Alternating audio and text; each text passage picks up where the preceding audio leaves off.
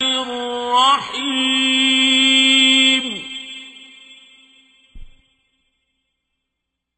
قل يا أيها الكافرون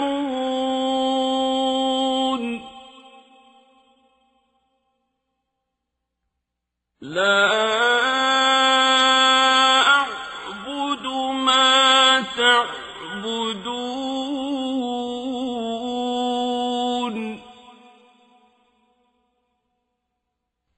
ولا أنتم عابدون ما أعبد ولا أنا عابد ما عبدتم ولا أنتم عابدون ما أعبد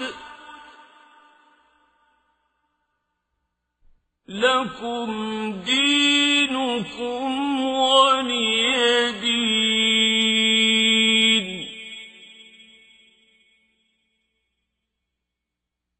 بسم الله الرحمن الرحيم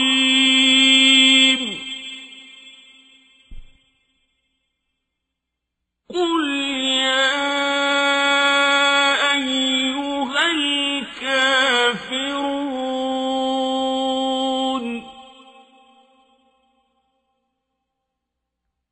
لا أعبد ما تعبدون.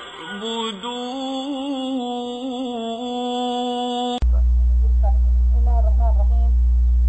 الحمد لله وحده والصلاة والسلام على من لا نبي بعده وعلى آله وصحبه ومن اهتدى بهديه. أما بعد، فإن بين يدينا موضوعا من أهم الموضوعات التي يجب أن تطرح وتدرس، ذلك أن الأمة تعاني اليوم من أزمة لم يلتفت إليها كثير من العقلاء، ففي حين درست أزمة الفقر وأزمة البطالة وأزمة السكن، نسيت أزمة كبيرة قد أظلت جميع هذه الأزمات إن لم تكن أساسا لها، ألا وهي أزمة الأخلاق. الأخلاق التي هي من غايات بعثة النبي صلى الله عليه وسلم، حيث قال: إنما بعثت لأتمم صالح الأخلاق. وقد قال الله عز وجل عن نبيه الكريم محمد صلى الله عليه وسلم: وما أرسلناك إلا رحمة للعالمين. فقد أخرج الله عز وجل بنبيه محمد صلى الله عليه وسلم الناس من عبادة العباد إلى عبادة رب العباد، ومن دور الأديان إلى عدل الإسلام، وأعادهم للحنيفية السمحة، وكانت أخلاقه عليه الصلاة والسلام رحمة أظلت المسلم بالإحسان. وسأتناول بإذن الله من خلال هذه المحاضرة الخلق، وأقف مع أنواعه وفضائله ومجالاته. بسم الله الرحمن الرحيم. அல்லாஹ்வுக்கு சுப்ஹானஹு வ தஆலாவிற்கு அனைத்து புகழும் உரித்தாகட்டும். அவ்வாறே ஸலாத்தும் ஸலாமும் ரசூலுல்லாஹி ஸல்லல்லாஹு அலைஹி வஸல்லம் அவர்கள் மீதும் அவர்களின் குடும்பத்தினர்கள், தோழர்கள் மற்றும் தொடர்ந்தவர்கள் அனைவர்கள் மீதும் நிலவட்டும் என்று வேண்டியதன் பின், இன்றைய தினம் மிகவும் முக்கியமான ஒரு தலைப்பு எமக்கு மத்தியிலே இருக்கின்றது. அதை நம் சமூகத்திற்கு மத்தியிலே பரப்பப்பட வேண்டியதும் கற்றுக் கொடுக்கப்பட வேண்டியதும் வழிநடாத்தப்பட வேண்டியதுமான ஒரு தலைப்பாக இருக்கின்றது. அதிகமான நெருக்கடிகளுக்கு மத்தியிலே வாழுகின்ற இந்த காலகட்டத்தில் பலதரப்பட்ட பிரச்சனைகள் பற்றி பேசப்படுகின்ற, சிந்திக்கப்படுகின்ற இந்த காலகட்டத்தில் உதாரணமாக பொருளாதார பிரச்சினை, தொழிலில்லா பிரச்சினை, வசிப்பிட பிரச்சனைகள் பற்றி பேசப்படுகின்ற இந்த காலகட்டத்தில் மிகவும் முக்கியமான, அவை அனைத்தையும் விட மிகவும் தேவையான ஒரு தலைப்பு இந்த சமூகத்தில் மறக்கடிக்கப்பட்டிருக்கின்றது. அதுதான் நல்ல பண்பாடு, பழக்க வழக்கங்கள், நற்குணங்கள் இந்த சமுதாயத்தில் மறக்கடிக்கப்பட்டிருக்கின்றது. இந்த நட்பண்பு என்பும் போது ரசூலுல்லாஹி ஸல்லல்லாஹு அலைஹி வஸல்லம் அவர்கள் அனுப்பப்பட்டதன் இலட்சியமாக காணப்படுகின்றது. நபி ஸல்லல்லாஹு அலைஹி வஸல்லம் அவர்கள் கூறினார்கள், நிச்சயமாக நான் சாலிகான பண்பாடுகளை இந்த சமூகத்திலே நிறைவு செய்வதற்காகவே அனுப்பப்பட்டிருக்கின்றேன் என்று கூறினார்கள். அவ்வாறே அல்லாஹ் சுப்ஹானஹு வ தஆலா அல் குர்ஆனின் அல் அன்பியா என்ற அத்தியாயத்தின் 107வது வசனத்தில் கூறுகின்ற போது, நிச்சயமாக நாம் உம்மை இந்த உலகுக்கு அருளாகவே அன்றி அனுப்பவில்லை என்று குறிப்பிடுகின்றான். அப்படியாயின் நபி ஸல்லல்லாஹு அலைஹி வஸல்லம் அவர்கள் மனிதர்களுக்கு வணக்கம் செலுத்துவதிலிருந்து விடுவித்து மனிதர்களின் இரட்சகனாகிய அல்லாஹ்வுக்கு வணக்கம் செலுத்தக்கூடியவர்களாக மனிதர்களை மாற்றினார்கள். அதே போன்று மதங்களின் பெயர்களால் நிகழ்ந்து கொண்டிருந்த அநீதிகளிலிருந்து மனித சமூகத்தை விடுவித்து இஸ்லாத்தின் நீதியின்பால் இந்த சமூகத்தை செலுத்தினார்கள். அவ்வாறே நியாயமான சகிப்புத்தன்மையின்பால் வழிகாட்டினார்கள். அவ்வாறே அன்னாரின் பண்பாடு முஸ்லிம்களுக்கு மாத்திரமின்றி காபிர்களுக்கும் பொதுவான அருளாகவே இருந்தது. எனவே இன்றைய தினம் இந்த உரையில் நல்ல பண்பாடுகள் என்றால் என்ன, அதனுடைய முக்கியத்துவம் எத்தகையது, அதற்கும் மார்க்கத்திற்கும் இடையிலான தொடர்பு என்ன, அதன் சிறப்புகள் என்ன, அதனை எவ்வாறு நாம் அடைந்து கொள்வது என்பது பற்றி உங்களோடு சற்று உரையாடலாம் என இருக்குகின்றேன்.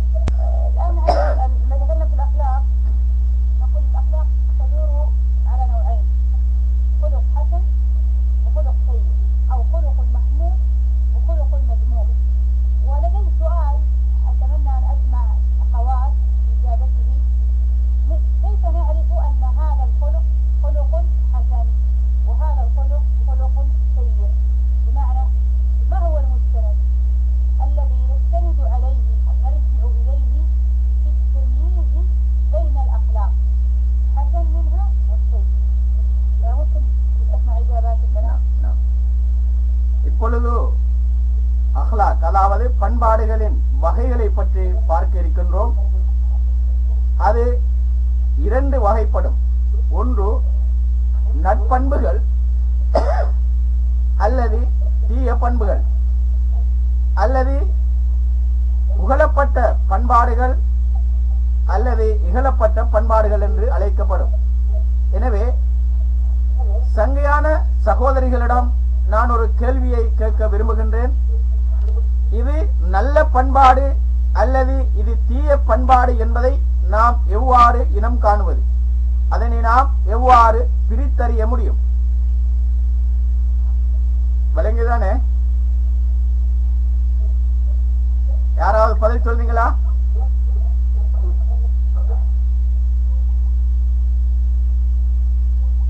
ஹலோ,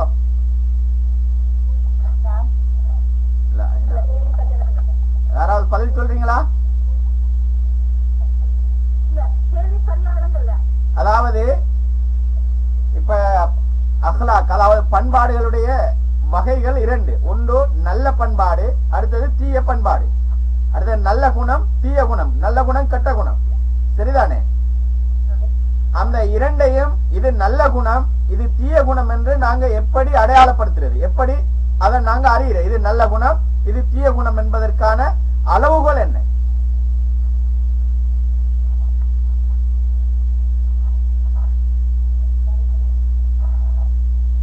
யாராவது ஒருத்தர்?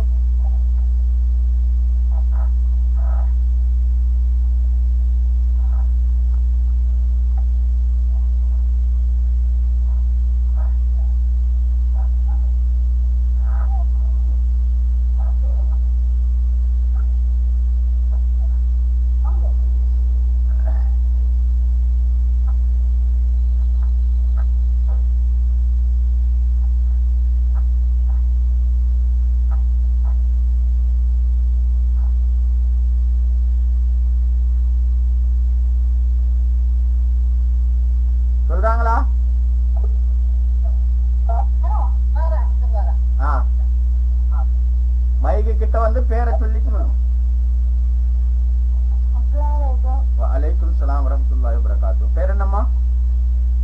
நிதா. நிதா. சொல்லுங்க.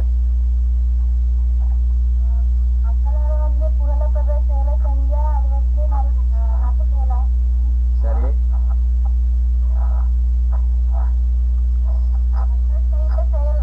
நான் செய்த செயலை வந்து மக்கள் புகழ்ந்தா அந்த செயல் வந்து நல்ல செயலாக இருக்கு. அதை வந்து மக்கள் புகழ்ந்தா அது தீய செயலா? ரைட். வேற யாரும் வேற பதில்கள் இருக்குதா?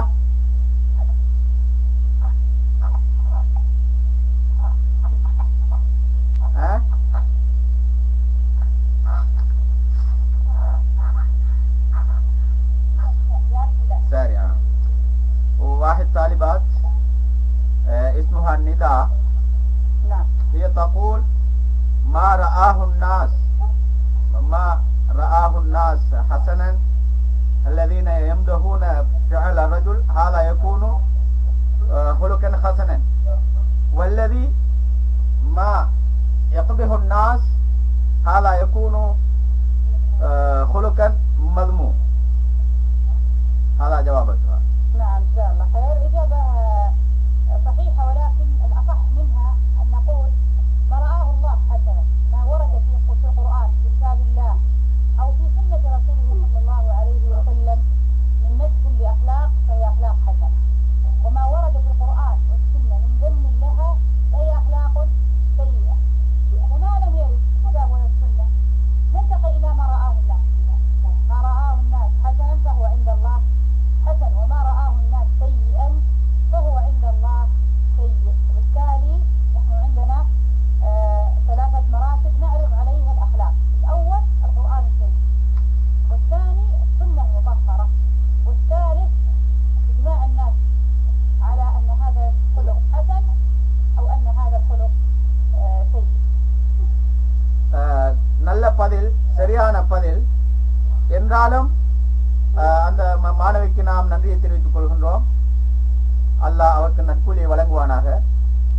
என்றாலும் முதலாவதாக நாம் பார்க்க வேண்டியது அல் குர்ஆனில் அல்லாஹ் எவைகளை எல்லாம் புகழ்ந்து கூறியிருக்கின்றானோ அவைகள் சிறந்த நற்குணங்களாக கருதப்படும். விட்டு விட்டு வருதா? அப்ப உங்களுக்கு தான் நெட் பிரச்சனை போல.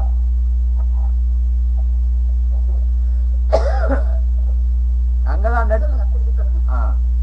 அதாவது சரியான பதில் விளங்குதா? சரியான பதில். இருந்தாலும் அந்த மாணவிக்கு நாம் நன்றியை தெரிவித்துக் கொள்கின்றோம். அல்லாஹ் அவருக்கு நற்கூலியை வழங்குவானாக. இருந்தாலும் நாம் இந்த இரண்டு வகைகளையும் பிரித்தருகின்ற விடயத்தில் முதலாவதாக நாம் அல் குர்ஆனின் பக்கம் கவனம் செலுத்த வேண்டும். அல்லாஹ் தஆலா எவைகளை எல்லாம் புகழ்ந்து கூறியிருக்கின்றானோ அப்படிப்பட்ட பழக்கங்கள் பண்பாடுகள் சிறந்தவைகளாக கருதப்படும். இரண்டாவதாக ரசூலுல்லாஹி ஸல்லல்லாஹு அலைஹி வஸல்லம் அவர்கள் எவைகளை எல்லாம் புகழ்ந்து கூறியிருக்கின்றார்களோ அவைகளும் நற்பண்புகளாக கருதப்படும். அல் குர்ஆனிலும் அல் ஹதீஸிலும் நாம் பெற்றுக்கொள்ளாத போது சமூகத்தில் பெரும்பான்மையான முஸ்லிம்கள் எவைகளை எல்லாம் சிறந்த குணங்களாக காணுகின்றார்களோ அவைகள் நற்குணங்களாக கொள்ளப்படும். எவைகளை எல்லாம் தீய குணங்களாக சமூகம் பார்க்குகின்றதோ அவைகள் தீய குணங்களாக கருதப்படும். எனவே இந்த மூன்று அடிப்படைகளை வைத்துத்தான் நாம் இது சிறந்த நற்குணம் அல்லது தீய குணம் என்பதை நாம் அடையாளப்படுத்துவதற்கு இந்த மூன்று அடிப்படைகள் எமக்கு அவசியம். முதலாவதாக அல் குர்ஆன், இரண்டாவதாக ஸல்லல்லாஹு அலைஹி வஸல்லம் அவருடைய சுன்னா, மூணாவதாக இஜ்மா, அதாவது சமூகம் ஒருமித்த யோகித்த முடிவாக இந்த மூன்று அடிப்படைகளும் கருத்தில் கொள்ளப்படும்.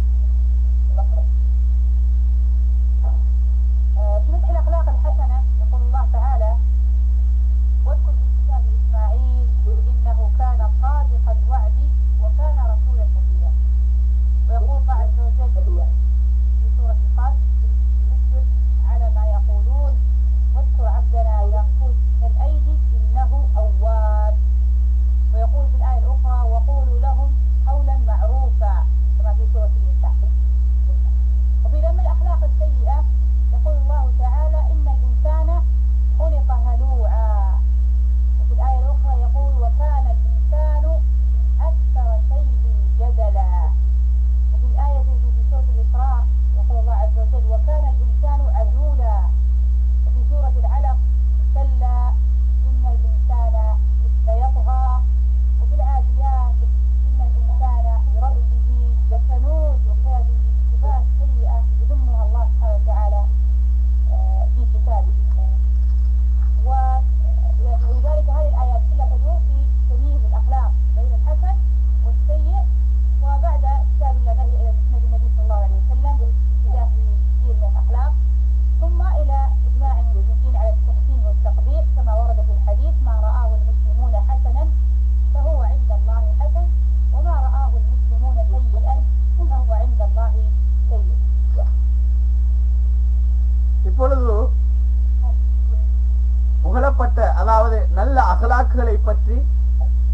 அல்லாஹ் சுப்ஹானஹு வ தஆலா அல் குர்ஆனில் கூறுகின்ற போது மரியம் என்ற அத்தியாயத்தின் 54வது வசனத்தில் கூறுகின்றான்,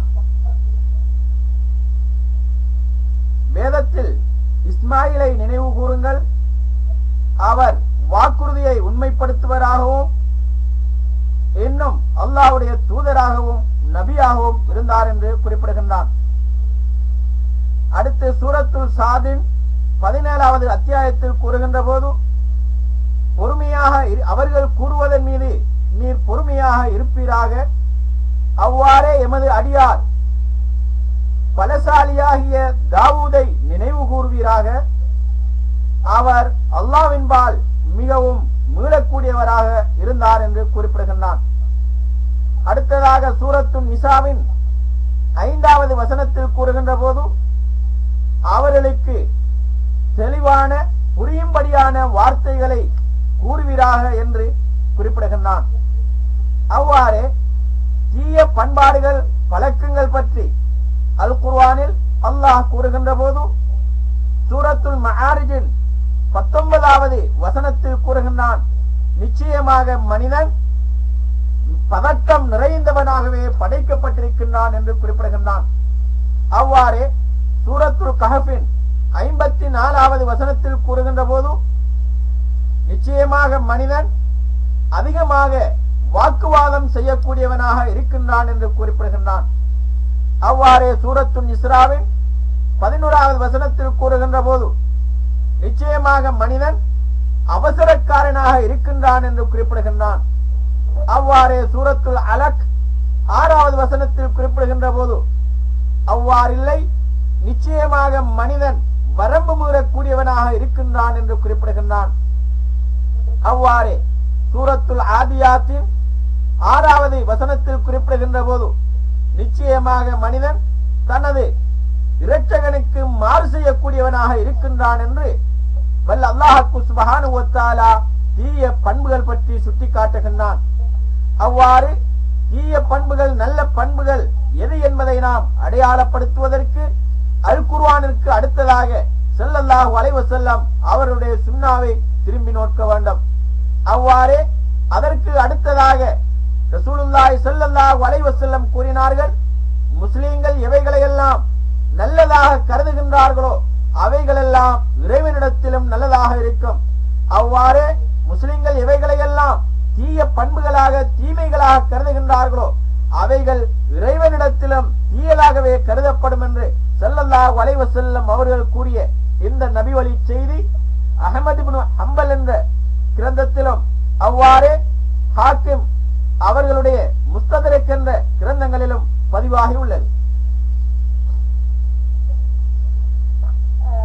ولعلي أتكلم الآن على مجالات حسن الخلق، لأن كثيرا من الناس يذهب فهمه حينما نتكلم على ثناء الله سبحانه وتعالى على الأخلاق الحسنة إلى أن حسن الخلق خاص بمعاملة الناس فقط دون معاملة الخالق، ولكن هذا الفهم قاصر، فإن حسن الخلق كما يكون في معاملة الناس يكون أيضا في معاملة الخالق. كيف يكون ذلك؟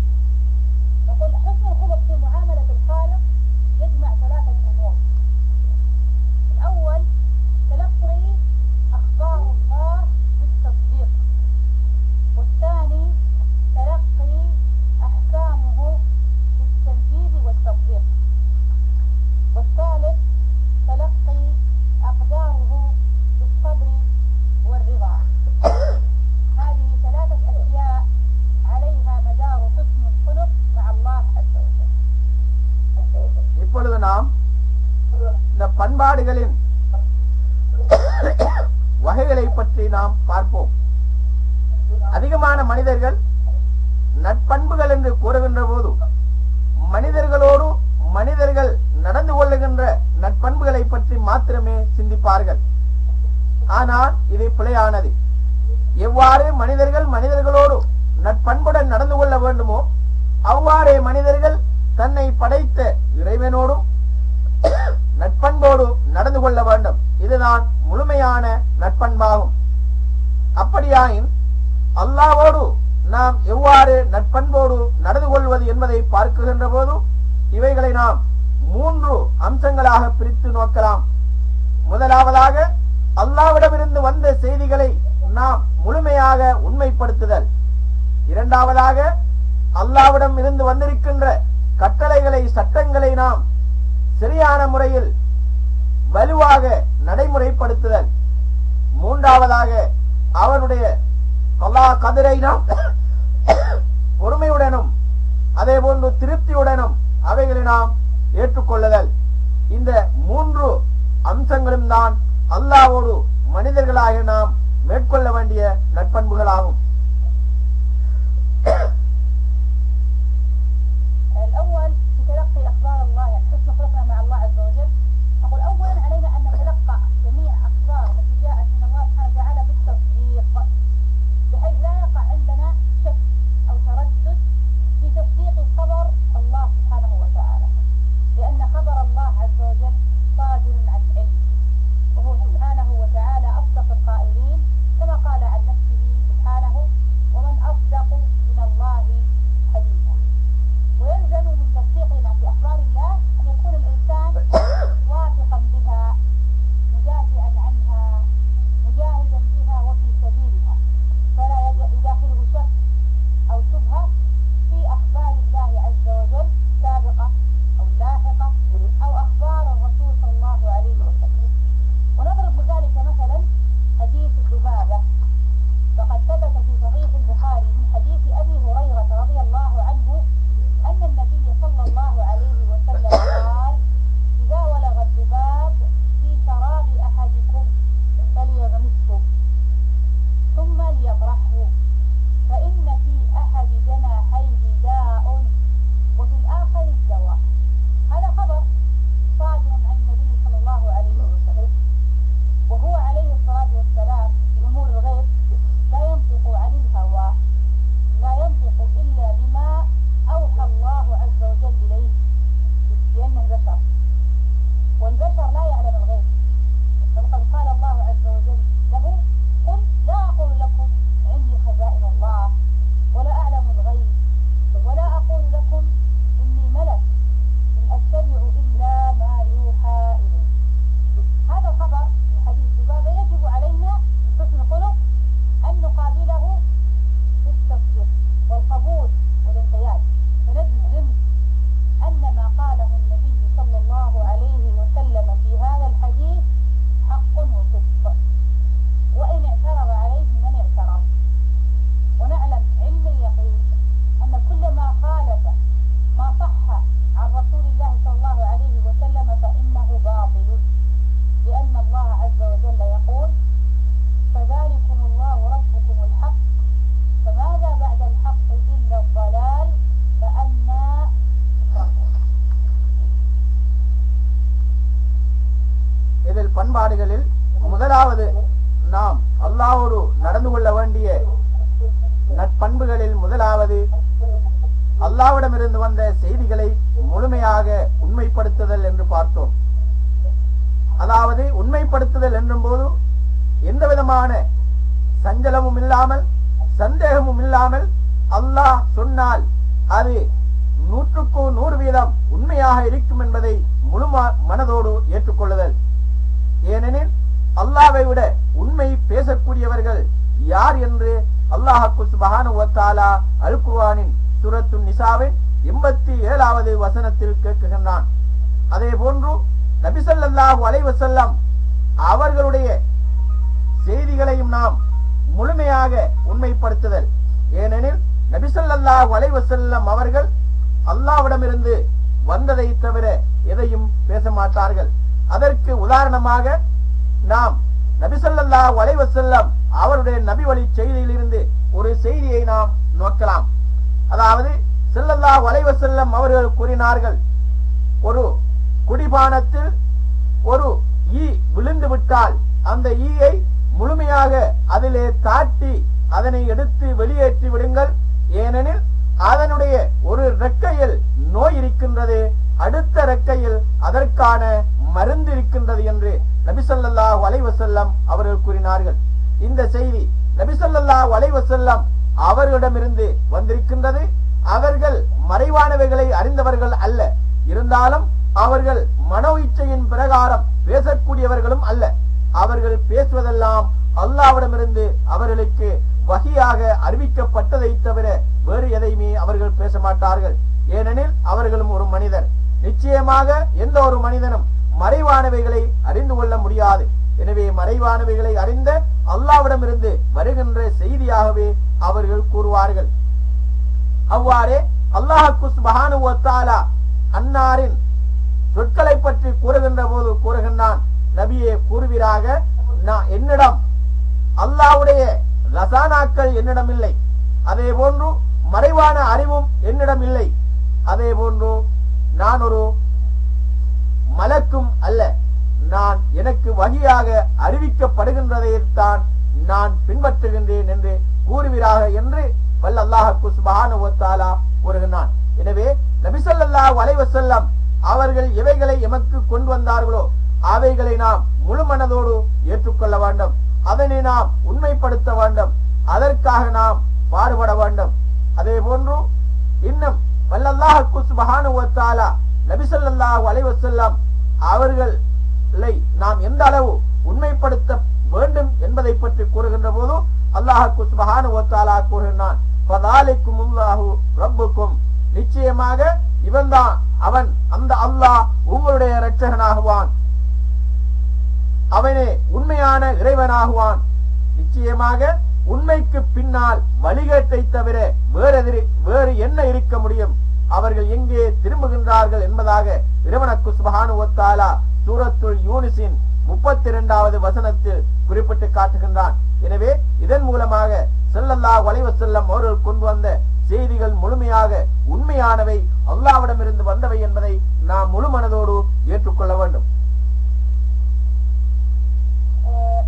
الأمر الثاني من حسن الخلق مع الله عز وجل أن نتلقى أحكام الله سبحانه وتعالى بالقبول والتنفيذ والتطبيق، فلا يرد المؤمن شيئا من أحكام الله، لأنه إذا رد شيئا من أحكام الله فهذا سوء خلق مع الله عز وجل، سواء ردها منكرا لحكمها أو مستكبرا عن العمل بها أو ردها متهاونا بالعمل، فإن ذلك كله مناف لحسن الخلق مع الله عز وجل.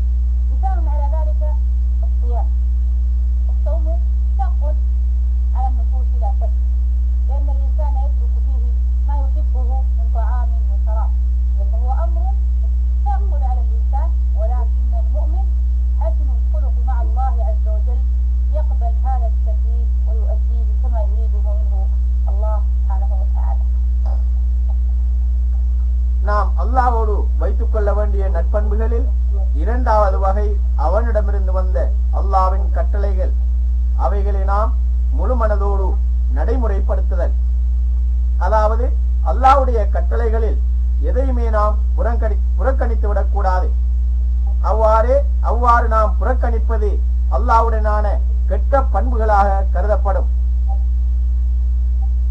அவ்வாறே அல்லாஹ்வுடனான அந்த பண்புகளில் நாம் ஒன்றை, அவனுடைய கட்டளைகளில் ஒன்றை வெறுத்து அதை ஒதுக்கினாலும், அல்லது அதன் மீது பெருமை கொண்டு அதனை நாம் ஒதுக்கினாலும், அல்லது சோம்பேறித்தனத்தினால் அல்லாஹ்வுடைய கட்டளைகளில் ஒன்றை நாம் ஒதுக்கினாலும், அவை அனைத்துமே நற்பண்புகளுக்கு முரணானதாக ஆகிவிடும்.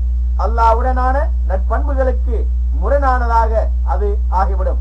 இதற்கு ஒரு உதாரணத்தை நாம் கூறலாம். உதாரணமாக நோன்பு நோற்றல். நோன்பு நோற்றல் என்பது மனிதனுக்கு மிகவும் கஷ்டமான ஒரு செயல்தான். ஏனெனில் மனிதன் அதில் ஒரு அசாதாரணமான செயலாகத்தான் அது கருதப்படுகின்றது. ஏனெனில் மனிதன் உணவு பானங்கள் அதே போன்று திருமண வாழ்க்கை போன்றவைகளை தவிர்த்துக் கொள்ள வேண்டி இருக்கின்றது. இது மனிதனுக்கு மிகவும் கஷ்டமான ஒரு செயலாக இருந்தாலும் அல்லாஹ்வுடன் அவன் கொண்டிருக்கின்ற நற்பண்புகளின் காரணமாக அதனை முழு மனதோடு ஏற்று அவன் செயல்படுகின்றான். இதுதான் அல்லாஹ்வுடனான நற்பண்புக்கான உதாரணமாகும். الثالثة في حسن خلقنا مع الله عز وجل أن نتلقى أقدار الله تعالى بالرضا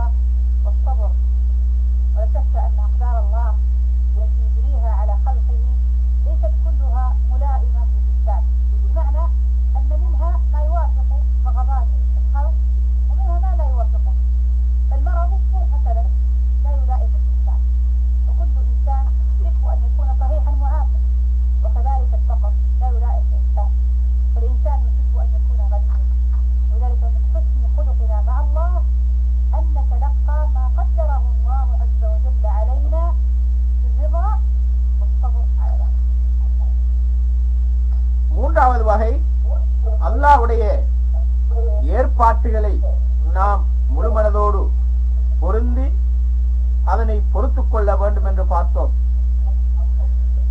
அதாவது எமக்கு தெரியும், இந்த உலகிலே நடைபெறுகின்ற அனைத்துமே அல்லாஹ்வுடைய ஏற்பாட்டின் பிரகாரமே நடைபெறுகின்றது. இருந்தாலும் மனிதர்கள் யாருமே தாங்கள் நோயாளியாக இருப்பதை விரும்புவதில்லை. அனைத்து மனிதர்களும் சுகதேகிகளாக வாழ வேண்டும் என்றே விரும்புகின்றார்கள். இருந்தாலும் அவ்வாறு நோய்கள் வருகின்ற போது அது அல்லாஹ்வுடைய ஏற்பாடு என்பதை எண்ணி நாம் அதனை ஏற்றுக்கொள்ள வேண்டும், பொறுத்துக் கொள்ள வேண்டும். அதே போன்றுதான் வறுமையையும் எந்த மனிதனுக்கும் பொருத்தமானது அல்ல. இருந்தாலும் அவ்வாறு வறுமை வருகின்ற போது ஒவ்வொரு மனிதனும் வறுமையற்ற வாழ்வையே விரும்புகின்றான். இருந்தாலும் வறுமை வருகின்ற போது அதுவும் அல்லாஹ்வுடைய ஏற்பாடு என்பதை எண்ணி அதனையும் ஏற்று பொருந்தி வாழ வேண்டும். இதுதான் அல்லாஹ்வுடனான மூன்றாவது நட்பண்பாகும்.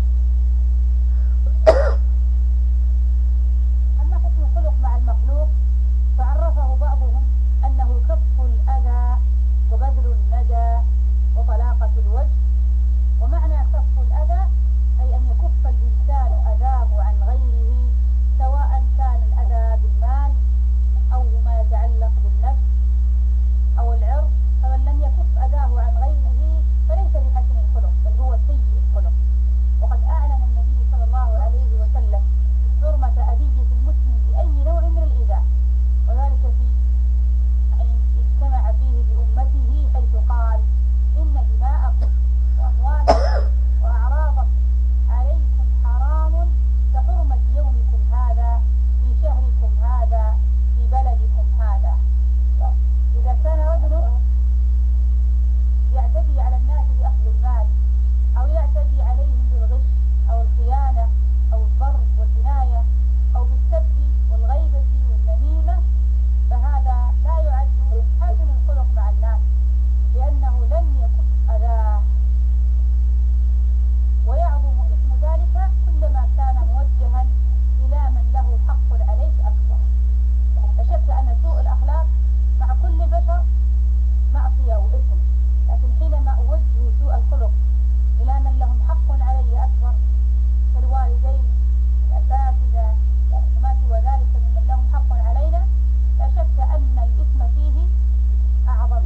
الإساءة إلى الوالدين أعظم من الإساءة إلى غيرهما، والإساءة إلى الأقارب أعظم من الإساءة إلى الآباء، والإساءة إلى الجيران أعظم من الإساءة إلى من ليس جيرانا، وهكذا. அடுத்ததாக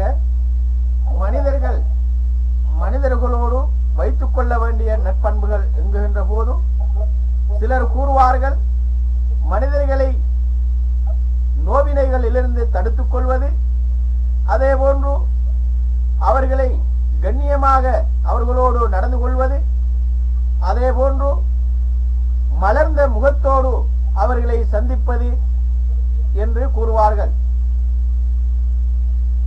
அதே போன்று இங்கே கஃபுல் அதா என்று சொல்லப்பட்டதன் விளக்கம் என்னவென்று சொன்னால், அதாவது நோவினைகளிலிருந்து பாதுகாத்துக் கொள்ளுதல், தவிர்த்துக் கொள்ளுதல் என்பதன் விளக்கம் என்னவென்று சொன்னால், ஒவ்வொரு மனிதனும் மற்ற மனிதர்களுக்கு எந்த வகையிலும் நோவினை செய்யாமல் இருத்தலாகும். அது பொருளாதார ரீதியாக இருந்தாலும் சரி, அல்லது ஆன்மீக ரீதியாக இருந்தாலும் சரி, அல்லது ஒழுக்க ரீதியாக மானம் ரீதியானதாக இருந்தாலும் சரி, எந்த வகையிலும் ஒரு மனிதன் இன்னொரு மனிதனுக்கு நோவினை செய்யாமல் இருக்க வேண்டும் என்பதைத்தான் அது கூறுகின்றது. இதனை நபி ஸல்லல்லாஹு அலைஹி வஸல்லம் அவர்கள் ஒரு முஸ்லிமுக்கு செய்ய வேண்டிய, செய்யக்கூடாத நோவினைகள் என்று கூறுகின்ற போது பல விடயங்களை நபி ஸல்லல்லாஹு அலைஹி வஸல்லம் அவர்கள் இங்கே சுட்டி காட்டுகின்றார்கள். நிச்சயமாக உங்களுடைய இரத்தமும் உங்களுடைய செல்வங்களும் உங்களுடைய மானமும் ஒருவருக்கு ஒருவர் ஹராமாகும். எப்படி இன்றைய நாள் சங்கையான நாளாக இருக்கின்றதோ, அதே போன்று இந்த மாதம் சங்கையான மாதமாக இருக்கின்றதோ, அதே போன்று இந்த ஊர் எப்படி சங்கையான ஊராக இருக்கின்றதோ, அவைகளை போன்றது ஒரு மனிதனுடைய மானமும் அவனுடைய சொத்தும் அவனுடைய இரத்தமும் என்று நபி ஸல்லல்லாஹு அலைஹி வஸல்லம் அவர்கள் குறிப்பிட்டார்கள். எனவே ஒரு மனிதன் எந்த வகையில் இன்னொரு மனிதனுக்கு அநீதி இழைத்தாலும், அவனுடைய செல்வத்தை எடுத்தாலும் சரி, அல்லது அவனுக்கு மோசடி செய்தாலும் சரி, அல்லது அவனுக்கு துரோகம் இழைத்தாலும் அவை அனைத்தும் கெட்ட பண்புகளாகும். அவ்வாறே இந்த பண்புகளில் இன்னும் சிலரோடு நடந்து கொள்கின்ற பண்புகள் சிலரை விட சிலது பெரியதாக கடினமானதாக இருக்கின்றது.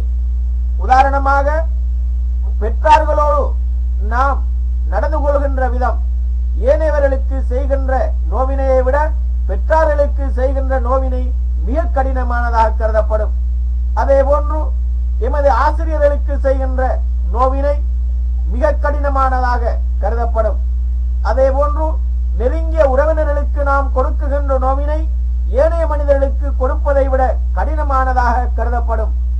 அதே போன்று அயல் வீட்டாருக்கு நாம் கொடுக்குகின்ற நோவினை தூரத்தில் இருப்பவர்களுக்கு கொடுக்கின்ற நோவினையை விட கடினமானதாக இருக்கும். எனவே இவ்வாறான தீய பண்பாடுகளை நாம் இனம் கண்டு தவிர்த்துக் கொள்ளுதல் அவசியமாகும்.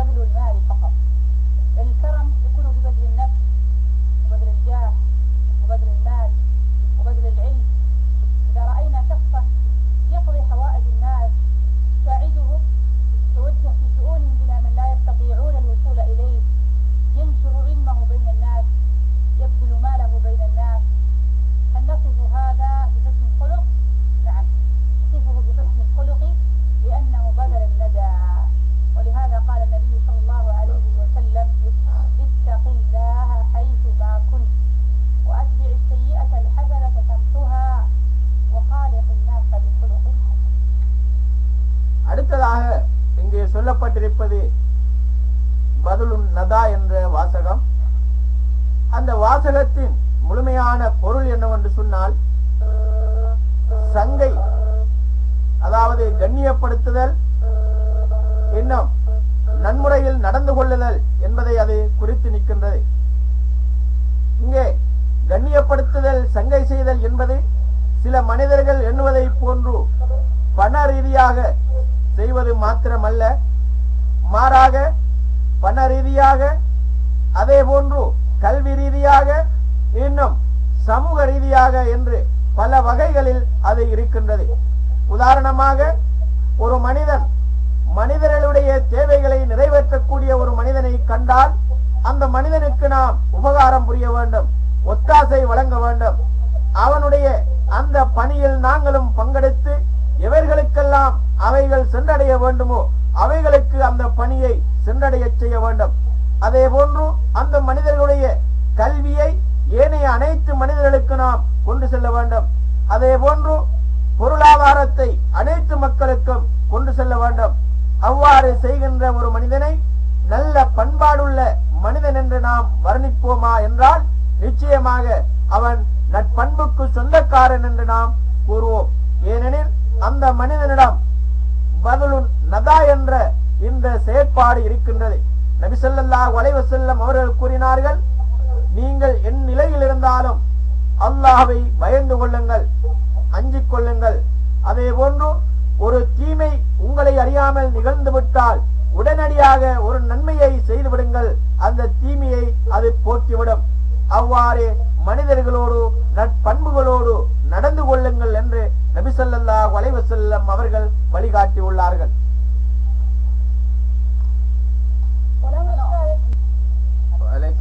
வலைக்கும் சலாம். சொல்லுங்கம்மா. இத்தகுல்லாஹ் ஹைசுமா குன்த.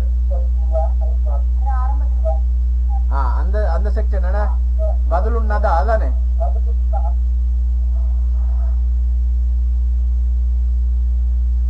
அதத்தானே சொல்லணும். ரைட். அதாவது மஅனா பதிலுன் நதா. அதாவது நதான்னு சொன்னா அது கரம் வல் ஜூத். அதாவது ஜூத்னு சொன்னா எங்களுக்கு தெரியும், ரசூல் ஸல்லல்லாஹு அலைஹி வஸல்லம் அவங்களோட பண்பை பற்றி விளங்கப்படுத்துகின்ற போது நாங்க அஜ்வதன் நாஸ் என்று சொல்லுவோம். அது மிக சிறந்த பண்புகளுக்கு சொல்றது. அதே போன்று கரம் என்று சொன்னா சங்கை, கண்ணியம். எனவே இந்த இடத்துல பதிலுன் நதா என்றதனுடைய விளக்கம் என்னன்னு சொன்னா,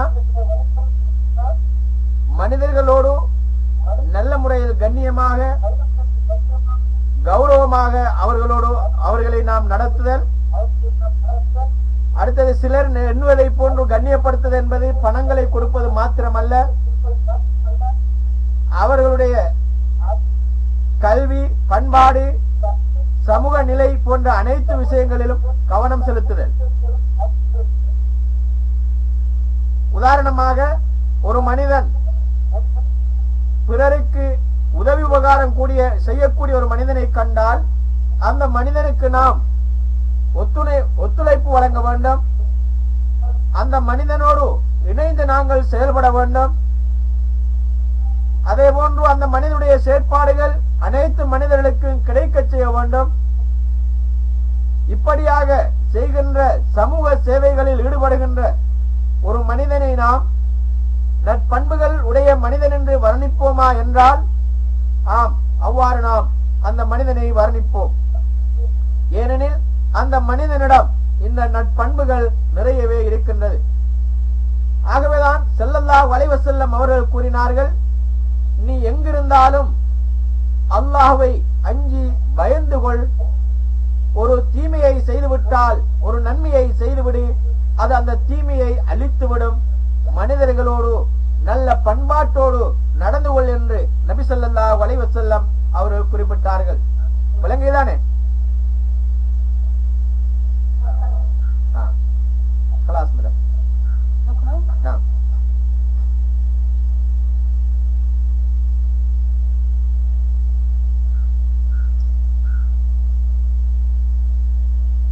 نعم نكمل. نعم نعم.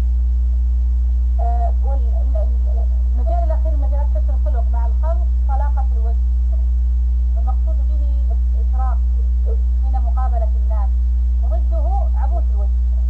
ولهذا قال النبي صلى الله عليه وسلم لا تحقرن من المعروف شيئا ولو أن تلقى أخاك بوجه طلق. فطلاقة الوجه تدخل السرور على الناس وتجلب المودة والمحبة وتوجب انشراح الصدر منك وممن يقابله. هذه هي أصول ثلاثة تدور عليها حسن الخلق في معاملة الخلق: كف الأذى وبذل الندى وطلاقة الوجه.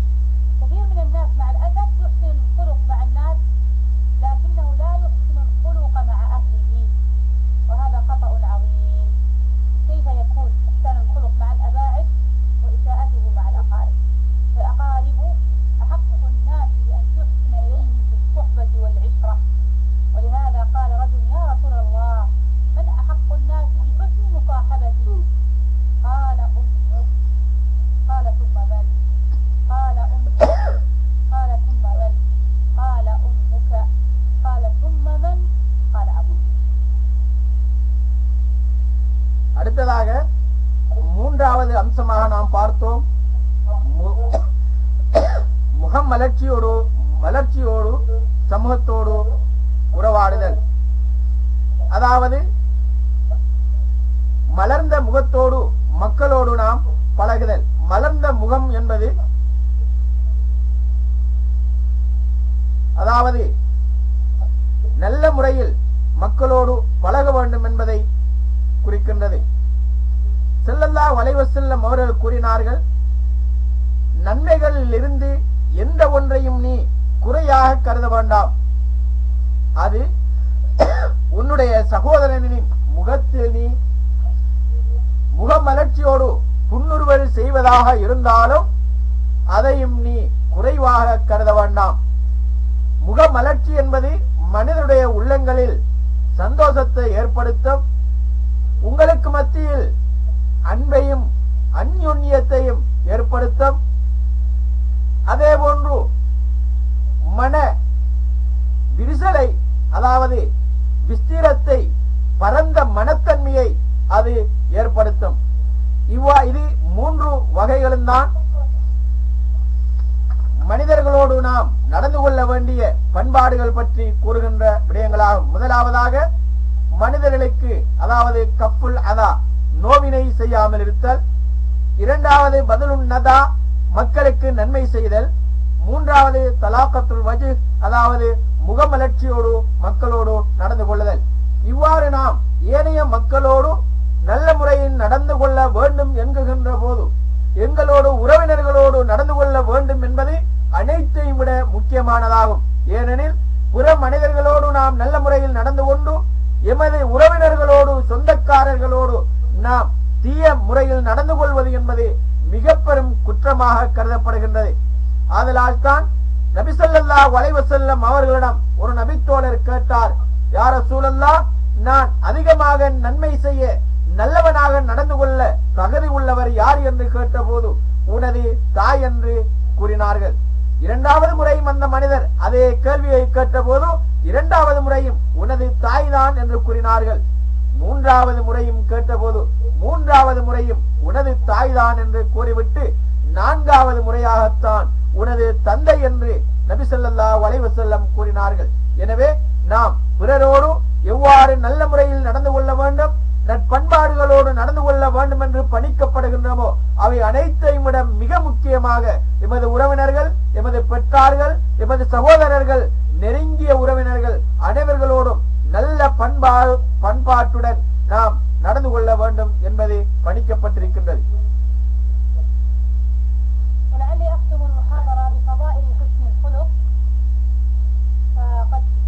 ذكر الله سبحانه وتعالى في كتابه سنة رسوله صلى الله عليه وسلم كثيرا من الآيات والأحاديث التي فيها الحث على الأخلاق الحسنة وبيان منزلتها. الأخلاق الحسنة من أسباب أو تحلي الإنسان بالأخلاق الحسنة أنها من أسباب محبة الله عز وجل للعبد. عن أسامة بن شريك قال: كنا جلوسا عند النبي صلى الله عليه وسلم كأن على رؤوسنا الطير ما يتكلم منا متكلم إذ جاءه أناس فقالوا: من أحب عباد الله إلى الله؟ قال: أحسنهم خلقا. இப்பொழுது இந்த இடத்தில் நற்பண்பாடுகளின் சிறப்புகள் பற்றி அல் குர்ஆனிலிருந்தும் அல் ஹதீஸிலிருந்தும் அதிகமான வசனங்கள் இருந்த போதிலும் சிலவற்றை மாத்திரம் உங்களுக்கு நான் இந்த இடத்திலே கூறிக்கொள்ள விரும்புகின்றேன். முதலாவதாக, இந்த பண்பாடு நல்ல பண்பாடு அல்லாஹ்வுடைய அன்பை எமக்கு பெற்றுத்தரக்கூடியதாக இருக்கின்றது. உசாமா ரலியல்லாஹு அன்ஹு அவர்கள் அறிவிக்கின்றார்கள், நாம் நபி ஸல்லல்லாஹு அலைஹி வஸல்லம் அவருடைய சபையில் அமர்ந்திருந்தோம். எங்களுடைய தலைகளில் ஒரு பறவைகள் இருப்பதை போன்ற அளவுக்கு நாம் அமைதியாக இருந்தோம். எங்களில் யாரும் வாய் திறந்து எதுவுமே பேசவில்லை. அந்த வேளையில் நபி ஸல்லல்லாஹு அலைஹி வஸல்லம் அவர்கள் அங்கே வந்து இன்னும் ஒரு சில மனித கூட்டங்கள் அங்கே வந்தார்கள். வந்து நபி ஸல்லல்லாஹு அலைஹி வஸல்லம் அவரிடம் கேட்டார்கள், அல்லாஹ்விடம் மிகவும் விருப்பத்துக்குரிய மனிதர்கள் யார் என்று கேட்டபோது நபி ஸல்லல்லாஹு அலைஹி வஸல்லம் அவர்கள் கூறினார்கள், உங்களில் அவர்கள், அதாவது மனிதர்களில் சிறந்த பண்பாடுள்ளவர்கள், நற்குணம் கொண்டவர்கள் அல்லாஹ்வுக்கு மிகவும் விருப்பமானவர்கள் என்று நபி ஸல்லல்லாஹு அலைஹி வஸல்லம் அவர்கள் கூறினார்கள். النبي صلى الله عليه وسلم يحب حسن الخلق ويفضله. قال عليه الصلاة والسلام: ألا أخبركم بأحبكم إليه وأقربكم مني مجلسا يوم القيامة؟ فسكت القوم فأعادها عليه الصلاة والسلام مرتين أو ثلاثة. قال القوم: نعم يا رسول الله. قال: أحسنكم خلقا. وفي الحديث الآخر قال: إن من أحبكم إلي أحسنكم أخلاقا. அடுத்ததாக இந்த நட்பண்பு என்பது, நற்குணம் என்பது நபி ஸல்லல்லாஹு அலைஹி வஸல்லம் அவருடைய அன்பையும் நெருக்கத்தையும் எமக்கு பெற்றுத்தரக்கூடியதாக இருக்கின்றது. நபி ஸல்லல்லாஹு அலைஹி வஸல்லம் அவர்கள் கூறினார்கள், நான் உங்களுக்கு என்னிடம் நெருக்கமாக இருக்கக்கூடியவனையும் மறுமை நாளையில் என்னுடன் நெருக்கமாக இருக்கக்கூடியவனும் எனக்கு மிகவும் விருப்பத்துக்குரியவனும் யார் என்று அறிவிக்க வேண்டாமா என்று நபி ஸல்லல்லாஹு அலைஹி வஸல்லம் கேட்டபோது மக்கள் அமைதியாக இருந்தார்கள். இவ்வாறு 2 முறை அல்லது 3 முறைகள் நபி ஸல்லல்லாஹு அலைஹி வஸல்லம் அவர்கள் வினவிவிட்டு கூறினார்கள்.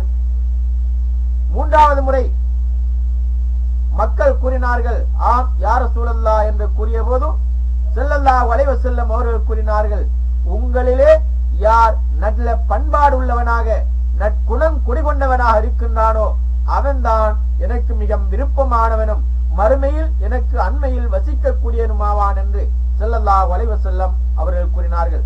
பிரிதோர் அறிவிப்பிலே கூறுகின்ற போது கூறினார்கள், என்னிடத்திலே உங்களில் மிகவும் விருப்பத்துக்குரியவர் யார் என்று சொன்னால் நல்ல பண்பாடுள்ள நல்ல குணம் கொண்ட மனிதன் என்று ஸல்லல்லாஹு அலைஹி வஸல்லம் அவர்கள் குறிப்பிட்டார்கள். من فضائل حسن الخلق أيضا أنه دلالة على كمال الإيمان. قد قال عليه الصلاة والسلام أكمل المؤمنين إيمانا أحسنهم خلقا.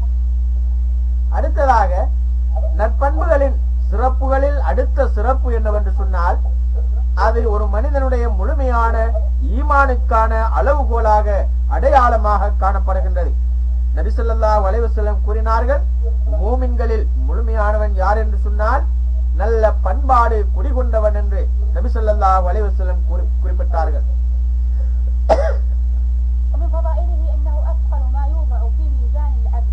فقال عليه الصلاة والسلام ما شيء أثقل في ميزان المؤمن يوم القيامة من خلق حسن وإن الله يبغض الفاحش البذيء. அடுத்த சிறப்பு என்னவென்று சொன்னால் ஒரு மனிதனுடைய இந்த நற்பண்பு நாளை மறுமையில் அவனுடைய மீசானை கலக்க செய்யும்.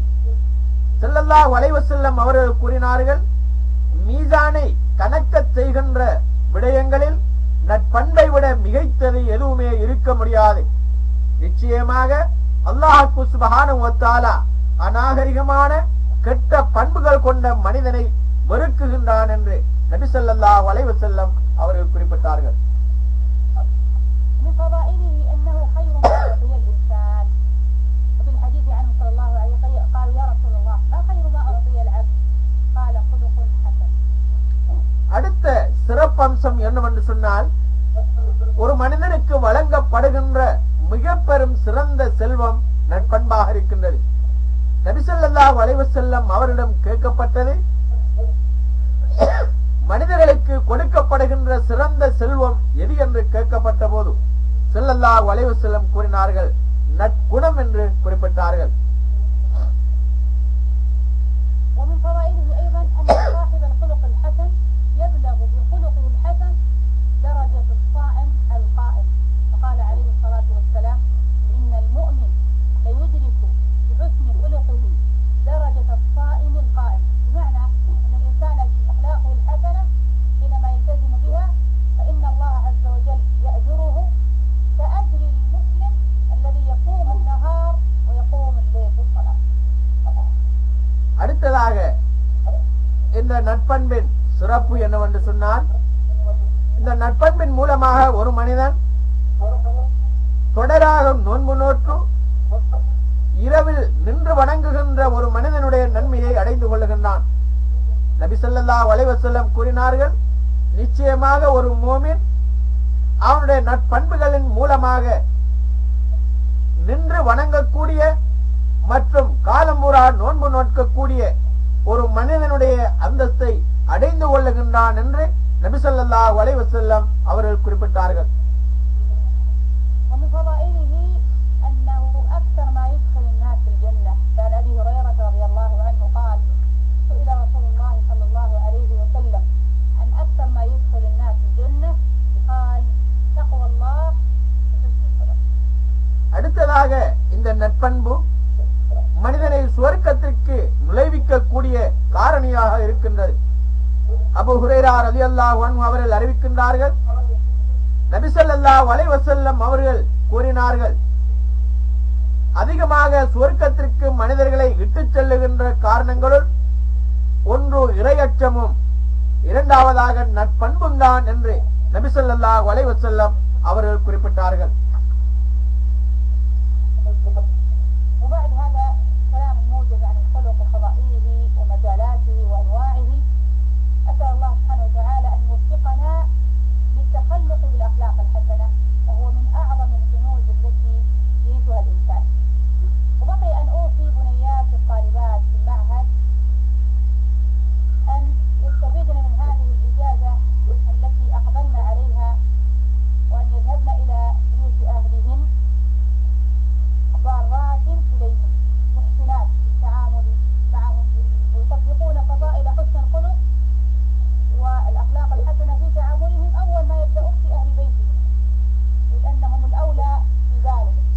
وأوصيهم باستغلال وقت الإجازة والاستفادة منها بتطوير النفس من جميع النواحي، ابتداء بالاستكثار من الطاعات ونوافل العبادات، بعد هذا العلم الذي يرفع الإنسان ويرقيه في أمر دينه ودنياه. وبارك في جهودكم، أسأل الله عز وجل لنا ولكم التوفيق، وصلى الله وسلم على نبينا ورسولنا محمد وعلى آله وصحبه أجمعين. இறுதியாக எங்கள் அனைவர்களுக்கும் இப்பொழுது சொல்லப்பட்ட இந்த நற்பண்புகளை அல்லாஹ்வுக்கு சுப்ஹானஹு வ தஆலா வழங்க வேண்டும் என்று அல்லாஹ்வுக்கு சுப்ஹானஹு வ தஆலாவை வேண்டுவதோடு, இந்த எதிர்கொண்டிருக்கின்ற இந்த விடுமுறை நாட்களை நீங்கள் உங்களுடைய வீடுகளில் நற்பண்புகளோடு நல்ல பழக்க வழக்கங்களோடு கழித்துக் கொள்ள வேண்டும். அதே போன்று முதலாவதாக உங்களுடைய பெற்றார்கள் உறவினர்களோடு நீங்கள் நல்ல முறையில் ஒரு முன்மாதிரியாக நீங்கள் நடந்து கொள்ள வேண்டும் என்று உங்களை வேண்டிக் கொள்வதோடு, நீங்கள் இதுவரைக்கும் அந்த கலாபீடத்தில் கற்ற கல்விகளை அங்கே உங்களுடைய வாழ்க்கையில் நீங்கள் செயல்படுத்த வேண்டும். நல் அமல்களை அதிகமாக செய்ய வேண்டும். அதே போன்று கல்வியில் நீங்கள் இன்னும் அதிகமாக ஆர்வம் காட்ட வேண்டும். கல்விதான் மனிதனுடைய அந்தஸ்தை அல்லாஹ்விடத்திலே உயர்த்தக்கூடியதாகவும் அல்லாஹ் மிகவும் விரும்பக்கூடிய மனிதனாகவும் கல்விமான்கள் தான் இருக்கின்றார்கள். எனவே அதிகமாக நீங்கள் உங்களுடைய கல்வியின் பால் நீங்கள் வீட்டுகளில் இந்த விடுமுறை நாட்களில் கரிசனை காட்ட வேண்டும்.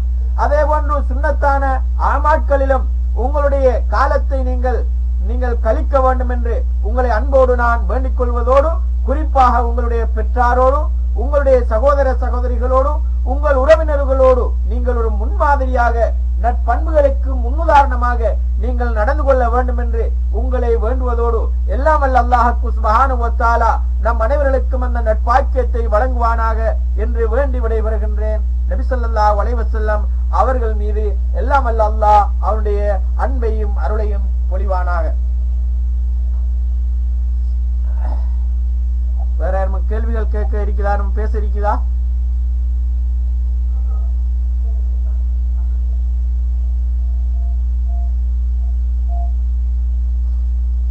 யாரும் இருக்கிறதா மேஷ்?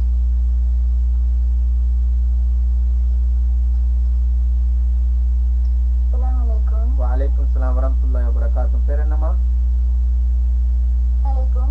வலைக்கும் ஸலாம். பேர் என்ன? Sapna. சப்னா. Sapna. செகண்ட் இயரா? சொல்லுங்க. ஒரு முஸ்லிமான ஒருவர் காபீரின் வீட்டுக்கு சென்றால் அங்கே சொல்லலாமா? அங்கு உருவச்சிலை உள்ள நிலையில் இதற்கான சூழ்நிலை. உருவச்சில இருந்தா சொல்லலான்னு கூட சரி நான் கேட்கிறேன். واحد طالبة عندها سؤال لأنهم مجتمع الكفار يعيشون إذا ذهبنا إلى سكن الكفار إذا حان الوقت الصلاة هل نستطيع أن نصلي في بيتهم مع العلم أن في بيتهم يوجد التماثيل؟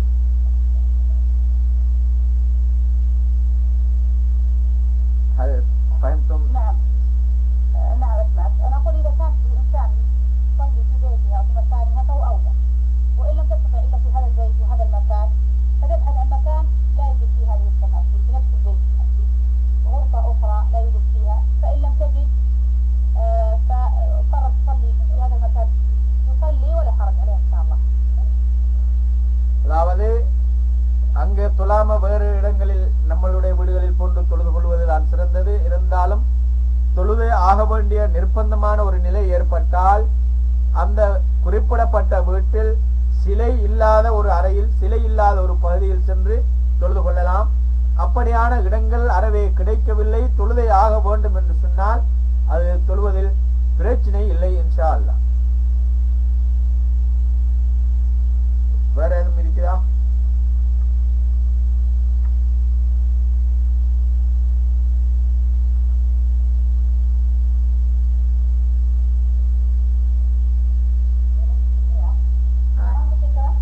கேளுங்க.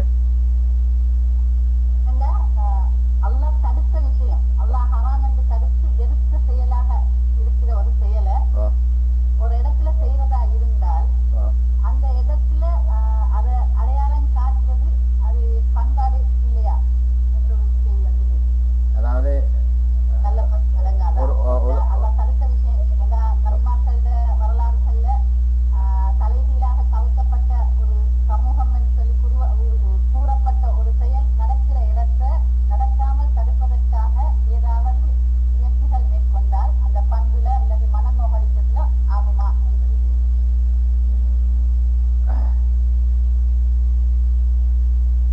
الأخت مش كاملة، هي أحد من المؤسسين المعهد. عندها سؤال، هي يسأل: إذا رأينا في مجتمعين يعطون ما حرم الله، مثلا أعمال اللوطيين، هل مباشرة ندفع عنها ونرد عليهم؟ هل هذا يعتبر خلقا حسنا أم خلقا سيئا؟ هل تعيد السؤال؟ لا، هي تقول إذا رأى الإنسان ما حرم الله، يأتون الناس ما حرم الله في المجتمع. هي تقول مثال مثل اللوطيين، إذا يكون في المجتمع، بعض الإخوان يريدون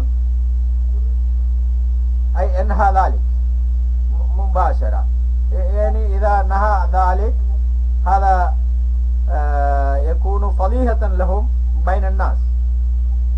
فضيحة؟ نعم فضيحة، لأن هذا الأمر هم يعملون ما حرم الله. بعض الإخوان يريدون أي إنهاء ذلك.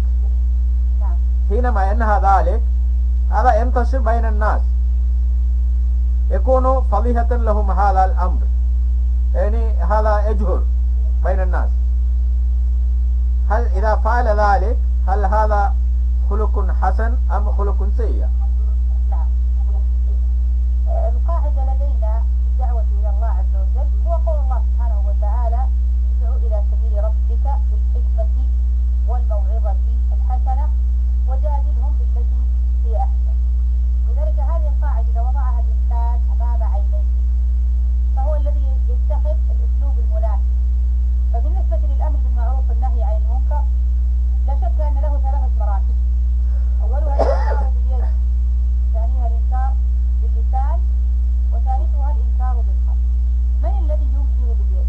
من الذي ينهي هذا العمل منكر؟ هو من بيده السلطة. كان الأمر في البيت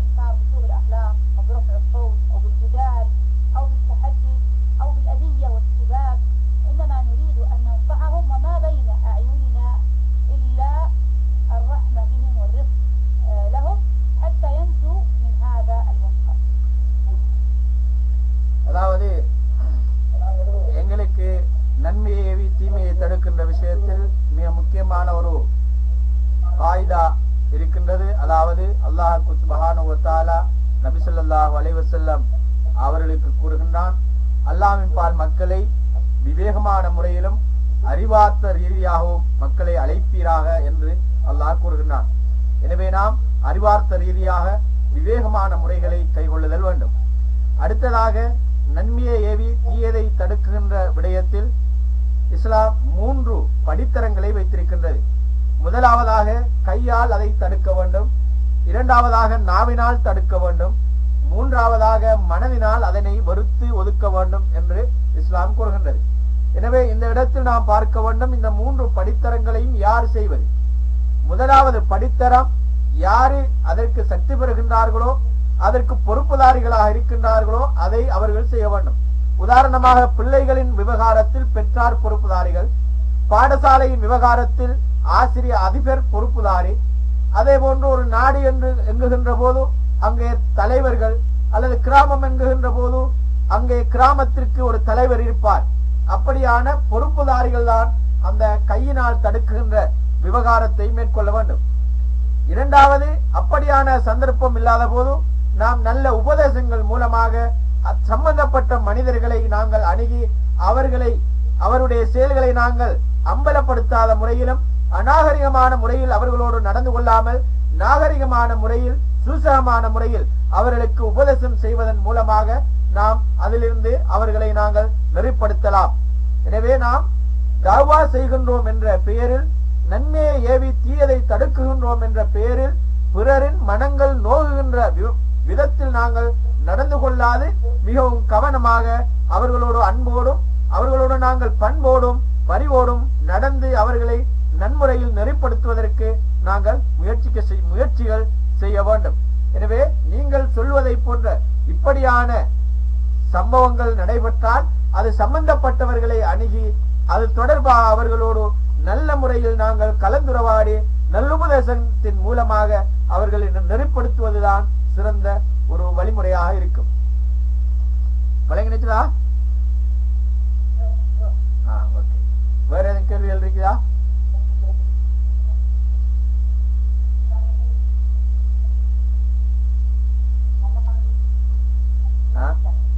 எப்படி? அப்படியா? சரி, அப்ப முடித்துக் கொள்வோமா? அப்ப வாய்யா نختم.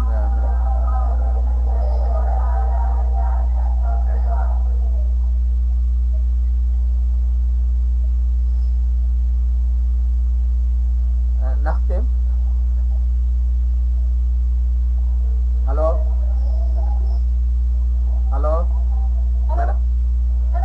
சரி, எங்க அவன் ஆன்லைன்ல இருக்கிறாங்க, நான் சொல்லிக் கொள்றேன் அவன்கிட்ட.